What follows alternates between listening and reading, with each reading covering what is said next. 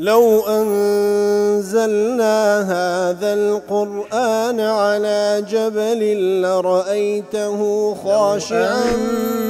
أنزلنا هذا القرآن على جبل لرأيته خاشعا لو أنزلنا هذا القرآن على جبل لرأيته خاشعا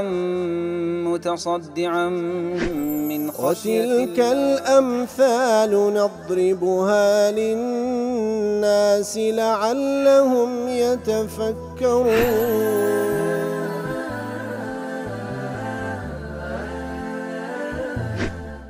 الحمد لله والصلاة والسلام على رسول الله وعلى آله وصحبه ومن والاه. السلام عليكم ورحمة الله. برزان خوش حالم لواني 1217 لوانا كاين تفسير قرآني بيروز بيم وخزمتان بس رزامن دي رب العالمين وهي وادان ايوي ازي السودي لور بقرن. أعوذ بالله من الشيطان الرجيم. بسم الله الرحمن الرحيم. ويا قوم لا يجرمنكم شقاقي أن يصيبكم مثل ما أصاب قوم نوح أو قوم هود أو قوم صالح وما قوم لوط منكم ببعيد. بەڵێ خۆشەویستان هەر لە درێژەوە ئاتانێکە رب العالمین باسی چیرۆکی گەورەمان شوعیب دەکا عليه الصلاة والسلام لەگەڵ قەومەکەی لە درێژەی ئامۆژگاریەکان و داوە و بانگەوازەکەی لە بۆ قەومەکەی پێیان دەفەرمی ئەی قەوم و کەسی خۆم لا يجرمنكم شقاقي أن يصيبكم مثل ما أصاب قوم نوح أو قوم هود أو قوم صالح. واتە پێیان دەفەرمی لا يجرمنكم شقاقي واتە مخالفتان لە بۆ دینم مخالفتان لە بۆ دینم و وەڕق لێبوونەوەتان لە بۆ من باواتان لێ نەکە کەوا زیاتر مصر بن لەسەر کوفرەکەتان و لەسەر زۆڵمکردن لە خەڵکی بەوەی کەوا ماڵی خەڵکی بەناحەق دەخۆن ئیتر لە ڕچێ من لە ڕقی من و لە ڕق لێبوونەوەتان لە من و لە دینەکەم و هەروەها لە مخالفەکردنی من ڕەتفعل نەتانگری هەندەی دیکە مصر بن لەسەر کوفر و لەسەر ئەو زۆڵمەی کە دەیکەن لە نەتیجەدا ئەوەتان بێتە سەری ئەو حاڵەتتان بێتە سەری وەکو هاتە سەر ئەو قەومانەی پێشووتر وەکو قەومی نوح و وەکو قەومی هود و وەکو قەومی صالح کەواتە ئەوەی کەوا ئەو ئیسرارەینگۆ ئەگەر لە ڕەتفعلی منیشە بەس دەتوانن مخالفەی من بکەن مسرن لەسەر کوفری خۆتان لە ڕچێ من و هەروە مسرن لەسەر زۆڵمی خەڵکی بترسێن لەوەی کەوا عاقیبەتی ئەو قەومانەتان بێتە سەری وەکو قەومی نوح کەوا غەرق بوون وەکو قەومی هود وەکو عاد کاتێکەوە خوای گەورە لە نای بردن یان وەکو قەومی صالحتان لێبی کەوا قەومی ثەمود ئەوانیش بە چ دەردێک چوون و هەروها وما قوم لوط منكم ببعيد وقوم لوطيش لنگو دور نییە بەڵکو لەنگۆ نزیکە واتە وەکو ابن كثير دەڵێ المراد في الزمان وقيل في المكان وما قوم لوط منكم ببعيد لنگۆ دوور نییە وەکو ابن كثير دەڵێ ڕەحمەت خوای لێبی واتە لە فترەی زەمەنی لە نێوانینگۆ و لە نێوان قەومی لوط زۆر نییە یاخود لە مەکان واتە لە جێگا و ڕێگاشتان لێک دوور نین کەواتە پند و ئامۆژگاری لەو قەومانە وەربگرن لە ڕچێ من نەچن مصر بن لەسەر کوفرەکەی خۆتان و ئەو زۆڵمەی کە دەیکەن لە نەتیجەدا ئەو عەزابە دێتە سەرتان کە هاتە سەر قەومەکانی پێشووتر کەوا فعلەن بەبەر چاوی خۆتان دەیان بین یاخود جێگا و یاخود باسی ئەوان دەبیستنەوە کە چیان بەسەر هات. واستغفروا ربكم ثم توبوا إليه. ئیتر پاشەوەی کەوا شوعیب عليه الصلاة والسلام دەیان ترسێنی بەو سزایی کەوا هات سەر قەومەکانی تر ئەو جارە تەرغیبیان دەکا هانیان دەدا بۆی کە تەوبە بکەن خۆتان بپارێزن لەو عەزاب و لەو سەرنجامە خراپەی کەوا هات سەرگەلەکانی پێشووتر. واستغفروا ربكم ثم توبوا إليه كواتا استغفار بكن استغفار ديارة لا ستر ولا وقاية هاتيا وتداوا بكن رب العالمين ستر تام بكا وبتان باريزي لا ئەنجامی خراپەکاریەکە ئەنجامی گوناه و تاوانەکانتە کە ئەنجامتاندایە ئیتر داوای لێخۆشبوون بکەن لە خوای گەورە سوبحانەهو وتەعالا تاوەکو سترتان بکە و هەروەها تاوەکو لە عاقبەتی خراپی تاوانەکانتان بتان پارێزی و هەروەها ثم توبوا إليه ئەوجا پاشان ثم لە بۆ تەراخی زەمەنیە ئینجا پاشان تەوبە بکەن بگەڕێنەوە لای پەروەردگارتان لە داهاتووتان بە تەوبەیەکی نەسوح بۆی کەوا بگەڕێنەوە سەر تاعەتەکەی فەرمانەکانی جێبەجێ بکەن واز لە گوناه و تاوانەکان بین کەواتە ئیستیغفار لە بۆ ئەو گوناه و تاوانانەی کە کردیتان داوا بکەن خوای گەورە لێتان خۆشبی سترتان بکە لە عاقبەتی خراپی تاوانەکانتان بتان پارێزی و تەوبە بکەن و عەزمتان جەزم بکەن کەوا واز لە خراپەکاری بینن دەست بەکاری چاک بکەن و بەو شێوەی بگەڕێنەوە لای پەروەردگارتان ئەگەر واتان کرد ئین ڕەبی ڕەحیم وەدود بێگومان پەروەردگارم ڕەحیمە زۆر بەبەزەیە لمن ڕەجع ئیلەیه زۆر بەبەزەیە زۆر بە ڕەحمەتە لە بۆ ئەو کەسانی کە دەگەڕێنەوە لای و هەروە وەدودە واتە محب لعباده المنيبين التائبين واتە خوای گەورە خۆشیانی دەوێت ئەو بەندانەی کەوا تەوبە دەکەن و دەگەڕێنەوە لای ئەو لە تەفسیری مەنار دەڵێ أو بەڵگەی تێدا على أن ندم على فعل الفساد والظلم بالتوبة والاستغفار من أسباب خير الدنيا والآخرة كواتەوە بەڵگەی تێدا واتە تەوبە کردن و ئیستیغفار کردن یەکە لە هۆکارەکانی بەدەستهێنانی خەیری دنیا و ئاخرەت لە نبوواتی ئیبن تەیمیە دەڵێ بەیان أن وده سبحانه هو لمن تاب إليه وأناب پاشوی کەوا داوان لێ دەکات تەوبە و ئیستیغفار دەکەن ئەو جا دەفەرمی ئین ڕەبی ڕەحیم وەدود دەفەرمیەوە بەڵگەیە لەسەر ئەوەی کەوا ود و خۆشەویستی ئەڵڵا سوبحانەهو وتەعالا لە بۆ ئەو کەسانەیە کە دەگەڕێنەوە لای و تەوبە دەکەن فلا يستوحش أهل الذنوب وينفرون منه فإنه ودود رحيم بالمؤمنين يحب التوابين ويحب المتطهرين كواتا أو بند تاوان باراني كدا قرين ولا الله تعالى باهز ووحشة تنياين كان بلكو كاتك توبة كان دقرين الله تعالى خوشياني دوي برحمة بران بريان توبة كاراني خوش دوي أو كساني خوش دوي كخويان باك دكانو لقناه التاوان وهروها هر شيخ الإسلام ضل إثبات الصفات الاختيارية لله تعالى أو أتوشتدا إثبات كردني أو صفاتاني كوا اختيارية لبو الله تعالى وتا خوي قول باختياري خوي لو كاتانا لو كسانا أو صفاتاني أو صفتي لديتجي برامبر بكسانك وهروها لو كاتانش كخوي قول بخوي دي سبحانه وتعالى ليو كده فرمي بلقل سرهندي أن الله تعالى يحب أصحاب هذه الأعمال خواي قورة أو كساني خوش دوكوا أو كردوان دكن يحب التوابين توبة كاراني خوش دو وإنما يكونون التوابين بعد الذنب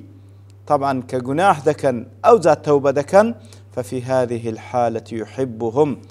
كواتا يقل صفات اختيارية كان خواي قورة سبحانه وتعالى أو كوا ودودة ودی هەیە خۆشەویستی هەیە خوای گەورە لۆچێ یەک لەو کەسانی کە خۆشیانی دەوێ خوای گەورە سوبحانەهو وتەعالا تەوبەکارانی خۆش دەوێ و کاتێک کە دەفەرمی ئین ڕەبی ڕەحیم وەدود لە دوای ئەوەی کەوا پێشترێ فەرمی وەستەغفر ڕەبەکم ثم توبوا إليه بەیان مودته سبحانه للمذنب إذا تاب إليه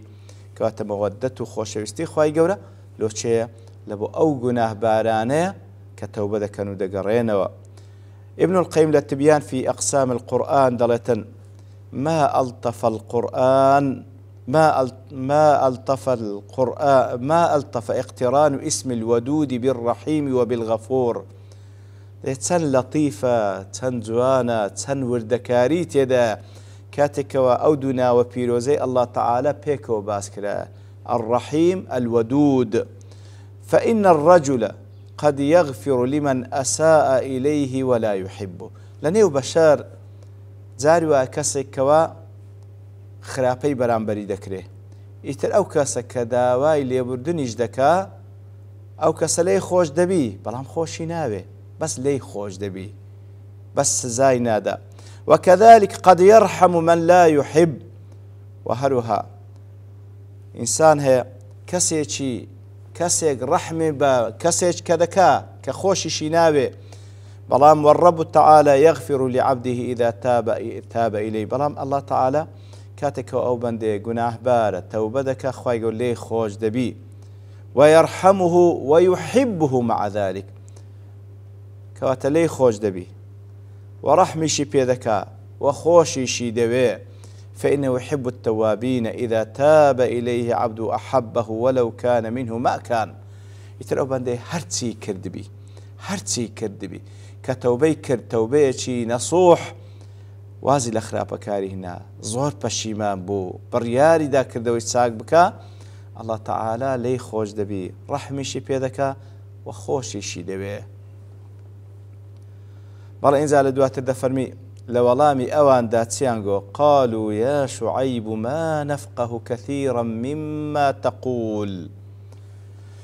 كواتا وكو مناسبة وآتا لقل أوي بيشتركوا بقاعدة ليكاتك وقومي شعيب أو قوم هستيان كرد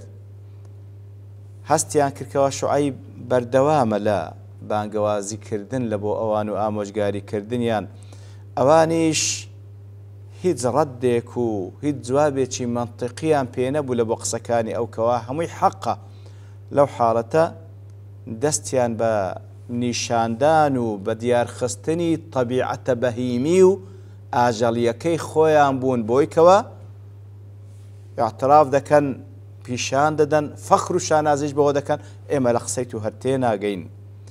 قالوا يا شعيب ما نفقه كثيرا مما تقول واتا قوم شعيب بشعيب دلين عليه الصلاة والسلام ما نفقه كثيرا مما تقول إما زور تيناغين لو قصاني أتو ديكي إما زور تيناغين لو قصاني أتو ديكي كأتو باسي دكي قرطبي دلي أي ما نفهم ما تيناغين لأنك تحملنا على أمور غائبة من البعث والنشور وتعظنا بما لا عهد لنا بإثنه بس اشتيك دكي إما نما بيشتي أوشتانا وباس شتيك دكي كوا غيبة بالنسبة إما وكو زندبون وكو حسابه وكو أوي كوالا بهاشتو جهنم باسي دكي كوا تأوان دل إما أصلا تيناغن وقصانية دكي وقيل قالوا ذلك إعراضا عن سماعه واحتقارا لكلامه كوا تلو دلن هندق رزانا عند فرمون لو ينقود إعراضا عن سماعه كاكما تيناغن يتربشتي تيذكر وهذا قسكان شي بكم دزانا لمزموع فتاوى ابن تيمية من تدبر ما ذكره الله عن أعداء الرسل من نفي فقههم وتكذيبهم طلقاتك إنسان بير لو آتان كاتوك خواي قورة باز لدوجمناني بيغمبران دكا عليهم الصلاة والسلام كاتك وان بخواي عندلين إما تيناغين وهروها بيغمبران بدرو دزانا يجد بعض ذلك في من أعرض عن ذكر الله وعن تدبر كتابه يتتمشاذكي لواقع جدا هريق لأيمة تماشاي خلكانيك بكا فعلا كسانك هنا بوشي بشتيان لذكر الله تعالى كردية وهروها بير لكتاب كلام خواي قولنا كانوا ولا مقابل دا واتبعوا ما تتلوه الشياطين بدواي أودا دون كوا شيطان كان فيريان دكن وأولياء دوستان شيطان كان فيريان دكن بدواي أودا درونو وهزيان لذكري خواو لكتابي خواي قوله هنا ودلين تيناغين بەڵێ هەر لە درێژەی قسەکەی ئەوان بەرامبەر بە شوعیب عەلەیهی سڵاو وسەلام کە گوتیان ئێمە تێناگەین زۆرێک لەو قسانە تێناگەین کە ئەتو باس دەکەی ئینجا وئینا لەنەڕاکە فینا ضەعیفا واتە وإنا لنراك فينا ضعيفا لا قوة لك تقدر بها على أن تمنع نفسك منا كنت إما دبين أتو كسيش لاوازي بيتواناو بيد الصلاة واتاقر أما بما نشتك ليب كنتو هيست بيناكري لوي بيتواناتري كوتوان دفاع لخود بكي برامبر بإيما قيل في معنى ضعيفا أي ليس لك جند وأعوان تقدر بها على مخالفتنا كواتا بو معناش لك ذاته واتاتو بخود لاوازي وياخد هیچ ئەتباع و یارمەتیدەرێک و جوند و پاسەوانێکی شت نییە کە بتوانی مخالفە ئێمە بکەی یاخود بتوانی بەرگری لە خۆت بکەی. وەگوتراشە لەستە من الكبار والرؤساء، تو لە گەورە پیاوان نی بەڵکو کەسێکی ضعیف و لاوازی لەواز لەو داوای ناینی. وەلەولا ڕەهطوکە لەڕەجەمناک، بە خۆت کەسێکی لاوازی بێ توانای بێ پشتیوانی. وەلەولا ڕەهطوک، ئەگەر عشیرەتەکەت نەبی، عشیرەت و قەوم و خزمەکانت نەبی، ئەوان نەبن لەبەر خاتری ئەوان نەبی، ئەوە لە ڕەجەمناک ڕەجمت دەکەین، بەدبارانت دەکەین. سبحان الله. بەخۆت کەسێکی بێتوانای لاوازی کەسێک لەگەڵ نێوکو ئەتباع و یارمەتیدەر ئەگەر لەبەر قەومەک و لەبەر قەوم و عشیرەتەکەش نەبی هەر ڕەجمت دەکەین. سبحان الله. هەندێک دەڵێن مانای ڕەجم طبعا زۆربەی مفەسرین دەڵێن وەکو ئیمام قورتوبی واتە لە قەتەلناکە ڕەجمەن بالحیجار، واتە دەتکوژین بە بەدباران کردن. هەندێکیش دەڵێن لە ڕەجەمناکە بە معنای لە سەبەبناکە، واتە جوێنت پێ دێن. کول لە ناو خۆشمان قسەیە کە کەسێک قسەی زۆر ناشرین بە کەسێک بڵێ دەڵێ ڕەجمم کرد بە قسان، مەقسەدیان لە قسانە. وەکو ئیبن جەریر دەڵێ لێرەدا لە ڕەجەمناک بە معنای لە سەبەبناک دێ، واتە جوێنت پێ دەدەین ئەگەر لەبەر قەوم و عشیرەتەکە نەبێ. ابن عاشور دەڵێ الرجم القتل بالحجارة رميا، دیارە یعنی ڕەجم بەدباران کردن و کوشتنی کەسێک بەبەرد، وهو قتلة حقارة وخزي، عاتر کەسێک بە بەدباران دەکوژرێ وەکو بیانەوە ڕیسواش بکەن لەگەڵ کوشتنەکەی. وفيه دلالة على أن حكم من يخلع دينه الرجم في عوائدهم، وبالغش لسر ديني باپیران ئەگەر کەسێک لە دینی ئەوان لابدا ڕەجمیان دەکرد. ئیتر لە تەفسیر و ئاتەشتی ترما باس بکەین، بەڵام لەبەر تەوابوونی کات دەوەستین بە پشتوانی الله تعالى وانەی داهاتوو دێنەوە خزمەتی. وصلى الله وسلم على نبينا محمد وعلى آله وصحبه أجمعين، وآخر دعوانا الحمد لله رب العالمين. لو أنزلنا هذا القرآن على جبل لرأيته خاشعا أنزلنا هذا القرآن على جبل لرأيته خاشعا أنزلنا هذا القرآن على جبل لرأيته خاشعا متصدعا من خشية الله. وتلك الأمثال نضربها للناس لعلهم يتفكرون.